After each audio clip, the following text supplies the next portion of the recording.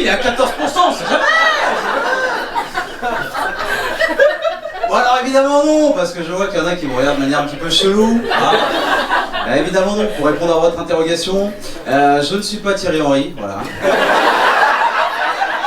C'est important de préciser les choses, hein. Yes. Oh, elle suffoque pas mon cochon là. Il va se passer.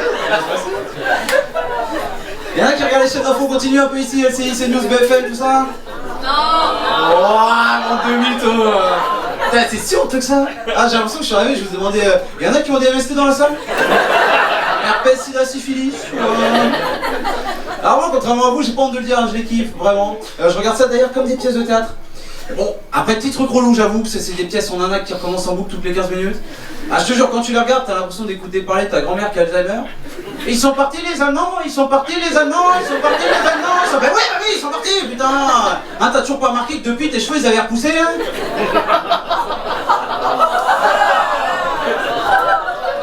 Voilà, ça va être comme ça pendant 6 minutes. Allez, ah. Je vous laisse digérer ou ça va? Là, et moi ce que je kiffe vraiment particulièrement, c'est surtout quand il y a les duplex. Et particulièrement quand il y a la grève à la SNCF, hein, vous regarderez la prochaine fois qu'il y a une grève, normalement ça devrait arriver dans pas trop longtemps. On a à peu près le droit toujours à ce type d'interview. Oui, bonjour la ville, oui, alors je suis actuellement à la gare du Nord, hein, Alors petite parenthèse, hein, après je retourne dans le personnage. Vous savez pourquoi ils prennent cette manière saccadée de parler tout le temps là? Non, moi non plus. Mais j'ai une théorie. Ah, ben, je pense qu'il y a un mec qui vient derrière qui leur met des petites olives. Les quais sont bondés. Les voyageurs ne pouvant se rendre sur leur lieu de travail.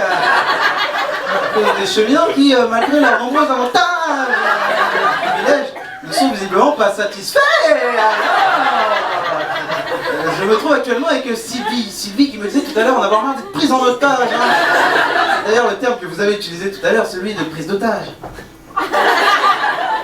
Prise d'otage. Hein. C'est un terme qu'on entend souvent quand il parle de la grève à la SNCF. Moi, je comprends pas comment tu peux utiliser ce terme. Parce que tu vois, aujourd'hui, la technologie a évolué, les moyens de transport sont plus accessibles. Je veux dire, si tu peux pas avoir ton train, tu peux prendre le bus, tu peux prendre le vélo, tu peux prendre la trottinette, tu peux prendre le tramway, tu peux prendre l'avion, tu peux prendre un covoiturage. Tu vois, t'as presque toujours une solution en vrai. T'es pas obligé de rester comme un gros gogol sur le quai.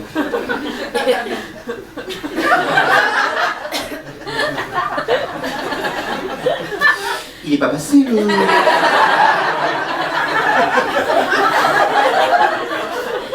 Vous êtes sûr, hein, c'est... Parce que moi ça fait 15 ans que je prends le même train. Le lundi 8h15. Bah il est quand même 15h là. On est déjà vendredi. Ah, moi ce que je kiffe aussi dans ces pièces de théâtre, c'est les boulettes, les dérapages, les fake news. Hein, bon, inévitable quand t'es à l'antenne 7 jours sur 7. Hein, ou que tu vérifies pas tes sources. Hein, ou que clairement t'en as plus rien à faire.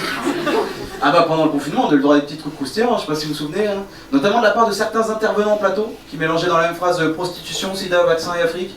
Ah je te jure, j'avais l'impression de regarder Enquête exclusive avec Bernard de la Villardière. Bonjour et bienvenue dans Enquête exclusive. Au sommaire, pute, sida, vaccin et cheveux crépus.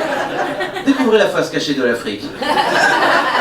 Ou alors de la part de certains journalistes comme Emmanuel Le Chypre. D'ailleurs, petite parenthèse, on est d'accord qu'il a changé une lettre à son nom, ce bonhomme là. Cogitum. Ah lui, il s'est fendu d'une petite vanne pendant le recueillement du peuple chinois pour les morts du Covid. Et il a dit hors antenne, ils enterrent leur Pokémon. Ah ouais. Persuadé d'avoir fait la meilleure vanne de la Terre. Hein. Et pour lui, on était au Paname. Et là, j'ai dit, ils enterrent leur Pokémon. Voilà. Vous voyez ce silence géant là, hein, que j'ai installé de manière tout à fait volontaire et maîtrisée. Et là c'est exactement ce qui s'est passé dans sa tête quand il s'est aperçu que son micro était ouvert. Tu sais, une petite morlante. Bon, on connaît tous nous les humoristes après un vide. Mais là tu peux pas revenir à l'antenne et dire bon bah je crois que cette vanne, je vais pas la garder. Autre journaliste, comédien que j'aime beaucoup en ce moment, c'est Pascal Praud. Pascal Praud, tout le monde voit. Ouais, il est lourd. Moi je le kiffe parce que vraiment quand tu le regardes, t'as l'impression que pour devenir journaliste, tu sais, il suffit de répondre à la question pour gens un petit peu limités là sur TF1. Dans Joséphine Ange Gardien, qui interprète le rôle de Joséphine Ange Gardien. Petit 1, Mimi Mati. Petit 2, Bichette Lizarazu. Ah non, le mec est quand même censé être spécialisé dans le football. Et il arrive à te sortir un truc du genre, non, pas 3-4-3. Parce que sinon tu joues qu'à 10. Alors pour ceux qui parleraient pas football, ça revient, non, pas 400 ans d'esclavage, parce que personne ne vit aussi longtemps. Voilà, ou alors quand il parle de climat, le réchauffement climatique, il faisait moins 3 degrés ce matin à Paris, donc bon, ça m'a amusé. Ce qui équivaut à la pédophilie. Enfin, les enfants savent pas faire l'amour, donc bon, ça m'a amusé, ça m'a amusé. Christophe Barbier aussi, tout le monde voit Christophe Barbier, celui qui se balade toujours avec son écharpe rouge sur les épaules et le sexe de Macron dans la bouche. Oh bah, par Manuel Valls, il y a personne qui le voit au concours de gorge profonde sur le président. D'ailleurs, je pense même que son écharpe sert juste à cacher les tâches. Allez, suite-toi, Christophe, tu passes à l'antenne dans 30 secondes. Oh bah merci, monsieur le président.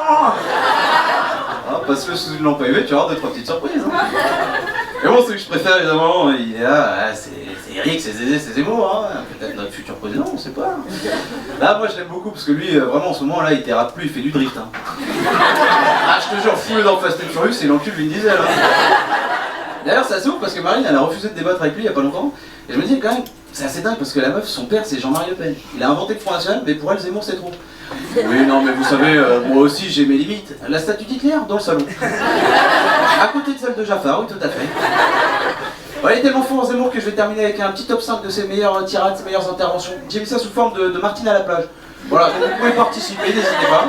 Le petit 1, il est pour vous, mesdames. Les femmes n'expriment pas le pouvoir, elles ne l'incarnent pas, c'est comme ça. Le pouvoir s'évapore dès qu'elles arrivent. Zemmour charmeur. La discrimination, c'est la vie. Les employeurs ont le droit de refuser des Noirs ou des Arabes. Zemmour DRH. Je suis né à Montreuil en Seine-Saint-Denis, je ne suis donc pas immigré, et mes parents étaient français. Mais mes origines sont en effet berbères, et mon nom signifie en effet Olivier en berbère. Zemmour dans le déni. Le vert des verts correspond comme par hasard au vert de l'islam. Zemmour coloriste. 72% des femmes qui ont recours à l'IVG étaient sous pilule. Ces femmes veulent un enfant sans le vouloir, tout en le voulant. Bon, Zemmour Vandamme, Un petit dernier pour la route, je sens que ça vous fait plaisir. Dans les années 30, les auteurs les plus lucides qui dénonçaient le danger allemand comparaient le nazisme à l'islam. Et personne ne leur reprochait de stigmatiser l'islam. À la limite, beaucoup trouvaient qu'ils exagéraient un petit peu. Bien sûr, disaient-ils, le nazisme est parfois un peu raide et intolérant. Mais de là à le comparer à l'islam. Zemmour, stand de peur, Allez, merci le padre, merci à vous.